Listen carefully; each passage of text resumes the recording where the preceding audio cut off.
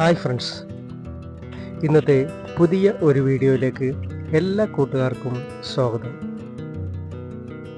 ഇന്നത്തെ വീഡിയോയിൽ ഞാൻ നിങ്ങളെ പരിചയപ്പെടുത്തുന്നത് കബോർഡുകളെ കുറിച്ചാണ്, വാർഡ്രോബുകളെ കുറിച്ചാണ്. നമ്മുടെ വീടുകളിൽ നമ്മളെല്ലാവരും വാർഡ്രോബുകൾ പണിയുന്നവരാണ്. ഈ വാർഡ്രോബുകൾ നമ്മുടെ വീട്ടിൽ പണിയുമ്പോൾ ഒത്തിരി കാര്യങ്ങൾ ശ്രദ്ധിക്കുവാനായിട്ടുണ്ട് എന്നാണ് എനിക്ക് നിങ്ങളോട് പറയുവാനായിട്ടുള്ളത്. അതിൽ ഏറ്റവും പ്രധാനമായിട്ട് പറയാനായിട്ടുള്ളത് മെറ്റീരിയൽ സെലക്ട് ചെയ്യുന്നതിനെക്കുറിച്ചാണ്. നമ്മളെല്ലാവരും കബോർഡുകൾ പണിയുമ്പോൾ അത് ഒത്തിരി കോസ്റ്റ്ലി ആയിട്ടുള്ളൊരു വർക്ക് തന്നെയാണ് കബോർഡ് വർക്ക് എന്ന് പറയുന്നത്. നമ്മുടെ ബെഡ്റൂമിൽ ഇൻറ്റീരിയൽ ചെയ്യുന്ന സമയത്ത്, ഈ വാർഡ്രോബ് ചെയ്യുന്ന സമയത്ത് നമ്മൾ പ്രത്യേകിച്ച് ഇതിനെക്കുറിച്ച് കൂടുതൽ ധാരണയൊന്നുമില്ല എങ്കിൽ നമ്മൾ കബളിക്കപ്പെടുവാനും പറ്റിക്കപ്പെടുവാനും സാധ്യത കൂടുതലാണ്. അതുകൊണ്ട് ഇതിനെക്കുറിച്ച് കൂടുതൽ കാര്യങ്ങൾ അറിഞ്ഞതിന് ശേഷം മാത്രം നമ്മൾ വീടുകളിൽ കബോർഡുകൾ പണിയുവാൻ ശ്രമിക്കുക. കബോർഡുകൾ ചെയ്യുമ്പോൾ യാതൊരു കാരണവശാലും ഈ പ്ലൈവുഡുകൾ, സാധാരണയായിട്ട് പ്ലൈവുഡുകളായിരിക്കും നമ്മൾ കബോർഡുകൾക്ക് ഉപയോഗിക്കുന്നത്. തടി കൊണ്ട് ചെയ്യുന്നവരുണ്ട്. ഇനി തടി കൊണ്ടായാലും പ്ലൈവുഡ് കൊണ്ടായാലും അടിഭാഗം തറയിൽ മുട്ടാത്ത രീതിയിൽ ചെയ്യാനായിട്ട് പ്രത്യേകം ശ്രദ്ധിക്കുക. അതിന് ചെയ്യേണ്ടതായിട്ടുള്ളത് ഒന്നുകിൽ ഒരു ബേസ്മെൻറ്റ് അടിഭാഗത്ത് കെട്ടിക്കൊടുക്കാം സിമെൻറ്റ് ഉപയോഗിച്ച്. അതിൻ്റെ മുകളിൽ ടൈലിടണമെങ്കിൽ ടൈൽസ് ഇടാം. ഇനി ഒന്നുമില്ലെങ്കിൽ ചാന്ത്, സിമെൻറ്റ് കൊണ്ട് ചാന്ത് വെച്ച് ഇട്ടാലും മതിയാവും. ഇനി അതുമല്ല എങ്കിൽ മൾട്ടിവുഡ് കൊണ്ടൊരു ബേസ് ഉണ്ടാക്കാം. കാരണം നമ്മളെപ്പോഴും തറ തുടക്കുന്ന സമയത്ത്, ഫ്ലോർ ക്ലീൻ ചെയ്യുന്ന സമയത്ത് എപ്പോഴും വെള്ളം വീഴുവാനും ചെളി പറ്റുവാനൊക്കെ സാധ്യത കൂടുതലുള്ളത് കൊണ്ട് മൾട്ടിവുഡാണ് ഏറ്റവും നല്ലത്. അപ്പോൾ ഈ ഒരു കാര്യം പ്രത്യേകമായിട്ട് ശ്രദ്ധിക്കുക. പിന്നെ പ്ലൈവുഡുകൾ തിരഞ്ഞെടുക്കുമ്പോൾ അത് ബ്രാൻഡഡ് കമ്പനി തന്നെ തിരഞ്ഞെടുക്കുക. അവരൊക്കെ ബ്രാൻഡഡ് കമ്പനികൾ ലൈഫ് ടൈം ഗ്യാരണ്ടിയാണ് തരുന്നത്. അതുകൊണ്ട് തന്നെ നമുക്ക് എന്തെങ്കിലും കംപ്ലൈൻറ്റ് സംഭവിച്ചു കഴിഞ്ഞാൽ നമുക്ക് റീപ്ലേസ്മെൻറ്റ് ഗ്യാരണ്ടി ഉള്ളത് പ്ലൈവുഡുകൾ തന്നെ തിരഞ്ഞെടുക്കുക. വില അല്പം കൂടുതലായിരിക്കും എങ്കിലും എനിക്ക് പറയാനുള്ളത് വില നോക്കിയിട്ട് നമ്മൾ കുറഞ്ഞ പ്ലൈവുഡുകൾ എടുത്താൽ 4-5 അല്ലെങ്കിൽ 10 വർഷത്തിനുള്ളിൽ അത് കംപ്ലൈൻറ്റ് വന്നു കഴിഞ്ഞാൽ വീണ്ടും റീപ്ലേസ് ചെയ്യുക എന്നുള്ളത് വളരെയധികം ചിലവ് കൂടിയതും വളരെയധികം ബുദ്ധിമുട്ടുള്ള ഒരു കാര്യം തന്നെയാണ്.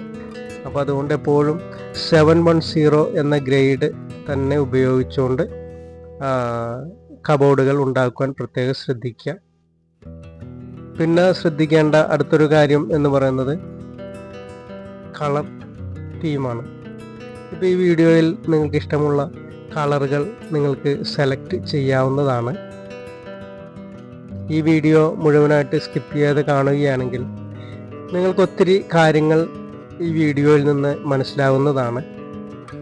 കബോർഡുകൾ ചെയ്യുന്ന രീതിയെക്കുറിച്ച് നിങ്ങൾക്ക് മനസ്സിലാക്കാൻ സാധിക്കും. വാർഡ്രോബിൻ്റെ ഡിസൈനെക്കുറിച്ച് നിങ്ങൾക്ക് മനസ്സിലാക്കുവാൻ സാധിക്കും.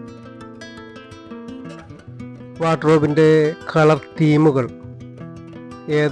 നമ്മുടെ വീടിന് ഇണങ്ങുന്ന കളർ തീം ഏതാണെന്ന് ഈ വീഡിയോയിൽ നിന്ന് നിങ്ങൾക്ക് മനസ്സിലാക്കുവാൻ സാധിക്കും. അതനുസരിച്ച് നമ്മുടെ വീടിന് ഇണങ്ങുന്ന രീതിയിലുള്ള കളർ തീമുകൾ സെലക്ട് ചെയ്യുക. അതേപോലെ പ്രധാനമായിട്ടും നമ്മൾ മറ്റൊരു കാര്യം ശ്രദ്ധിക്കേണ്ടത് സ്റ്റോറേജ് സ്പേസിന് പ്രാധാന്യം കൊടുക്കുകയാണെങ്കിൽ അത് ഒത്തിരി ഉപയോഗപ്രദമായിരിക്കും. സ്റ്റോറേജ് സ്പേസാണ് നമ്മൾ കബോർഡുകൾ ഉണ്ടാക്കുന്നത് തന്നെ സ്റ്റോറേജിന് വേണ്ടിയിട്ടാണ്. പക്ഷേ എങ്കിലും അതിൻ്റെ ഭംഗി കൂടുന്നതിന് വേണ്ടിയിട്ടാണ് നല്ല കളർഫുള്ളായ മൈക്കയും കളർഫുള്ളായ വിനീയറും ഒക്കെ ഉപയോഗിക്കുന്നത്, ഡിസൈനുകൾ ഉപയോഗിക്കുന്നത്. എന്നിരുന്നാലും സ്റ്റോറേജ് സ്പേസ് തന്നെയാണ് നമ്മളുടെ കബോർഡിൻ്റെ പ്രധാനപ്പെട്ട ഒരു സവിശേഷത അത് തന്നെയാണ്. അപ്പോൾ നല്ല ഡിസൈനുകൾ തിരഞ്ഞെടുക്കുക. അതേപോലെ കബോർഡുകൾ സാധാരണ ചെയ്യുന്നത് 7 അടി പൊക്കത്തിലാണ്, 210 സെൻറ്റിമീറ്റർ പൊക്കത്തിലാണ്. മുകളിലേക്ക് തട്ടിൻ്റെ മുകൾ ഭാഗം വരെ കബോർഡുകൾ ചെയ്യുകയാണെങ്കിൽ അത് വളരെ ഭംഗിയായിരിക്കും. കാരണം അത്രയും വശം നമ്മുടെ കബോർഡിൻ്റെ മുകൾ വശം എപ്പോഴും ഒഴിഞ്ഞു കിടക്കുന്നത് അവിടെ പൊടിയും മാറാലയും ഒക്കെ പിടിക്കുവാൻ വളരെ സാധ്യത കൂടുതലാണ്. അത് കയ്യെത്താത്ത ഭാഗമായതുകൊണ്ട് തന്നെ എപ്പോഴും അത് ക്ലീൻ ചെയ്യണമെന്നുമില്ല.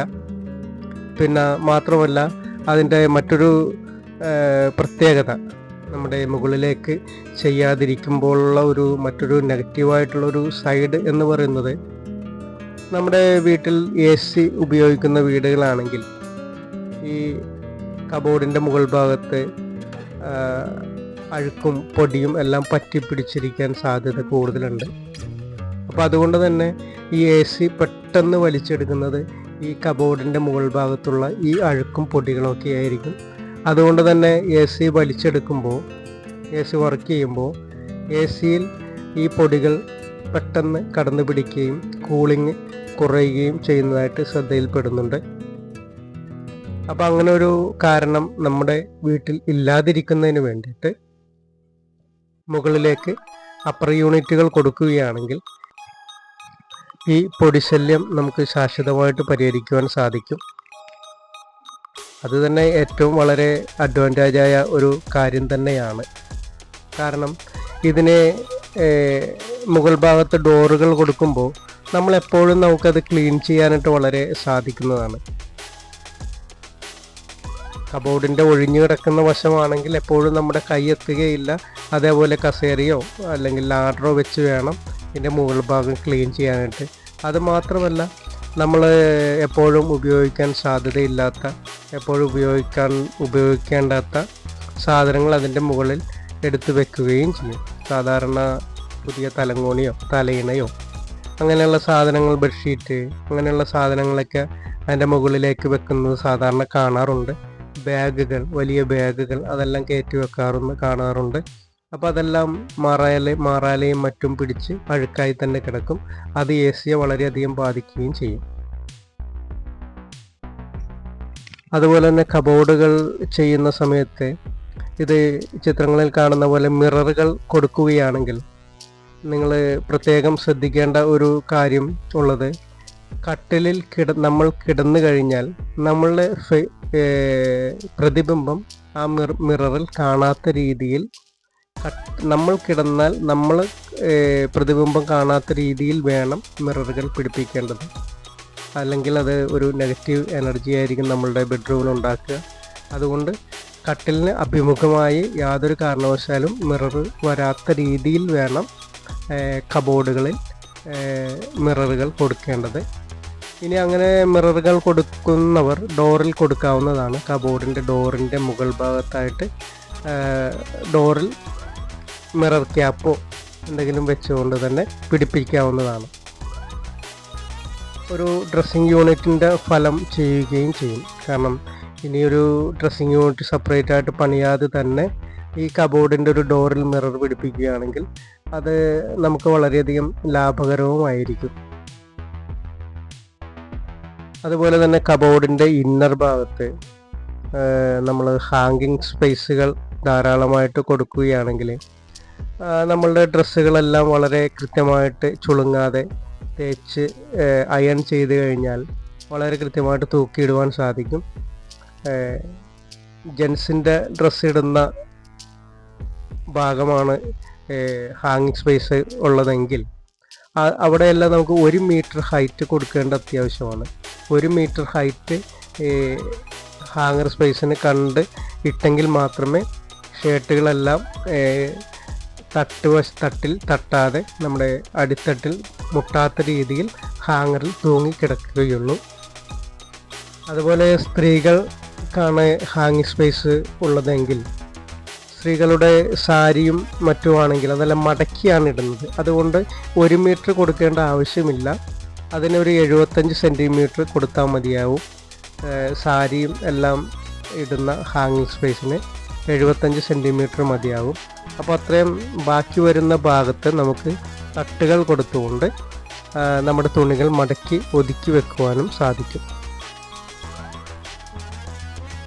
ഹാങ്ങിങ് സ്പേസിന് ഒത്തിരി പ്രാധാന്യം കൊടുക്കുകയാണെങ്കിൽ സ്റ്റോറേജ് തട്ടുകളുടെ എണ്ണം കുറയും. കാരണം 7 അടി പൊക്കമേ കബോർഡിനുള്ളൂ. അപ്പോൾ ഇപ്പോൾ സാധാരണയായിട്ട് മിക്ക ആളുകളും ചെയ്യുന്നത് ഒരു ഡോറ് വരുന്ന ഭാഗത്ത് ഒരു ഹാങ്ങിങ് സ്പേസ് ചെറുത് കൊടുക്കുന്നു, ബാക്കിയെല്ലാം തട്ടുകൾ ഇടുന്നു. അപ്പോൾ അങ്ങനെ വരുമ്പോൾ ഒത്തിരി സാധനങ്ങൾ, ഒത്തിരി തുണികൾ നമുക്ക് അടുക്കി ഒതുക്കി വെക്കുവാനും സാധിക്കും. അതൊരു നല്ലൊരു ഐഡിയ ആയിട്ട് എനിക്ക് തോന്നുന്നുണ്ട്. ഇപ്പോൾ ചെയ്യുന്ന എല്ലാ വീടുകളിലും അങ്ങനെയാണ് ചെയ്യുന്നത്. ഇതിന് മുന്നേ ചെയ്തിരുന്ന വീടുകളിലെല്ലാം 2 പാളി ഡോറാണ് വരുന്നതെങ്കിൽ ആ 2 പാളി ഡോറിലും ഹാങ്ങിങ് സ്പേസ് കൊടുക്കുമ്പോൾ ഒരു കബോർഡിൻ്റെ പകുതി ഭാഗം ഹാങ്ങിങ്ങിന് വേണ്ടി തന്നെ മാറ്റിവെക്കുന്ന രീതിയിലേക്ക് കാര്യങ്ങൾ പോയിരുന്നു. ഇന്നതിൻ്റെ രീതിയും മാറിയിട്ടുണ്ട്. അത് നല്ലൊരു ഐഡിയ ആയിട്ട് എനിക്ക് തോന്നുന്നുണ്ട്. ഇനി മറ്റൊരു പുതിയ വീഡിയോയുമായി തിരിച്ചു വരുന്നവരെ എല്ലാ കൂട്ടുകാർക്കും ശുഭദിനം.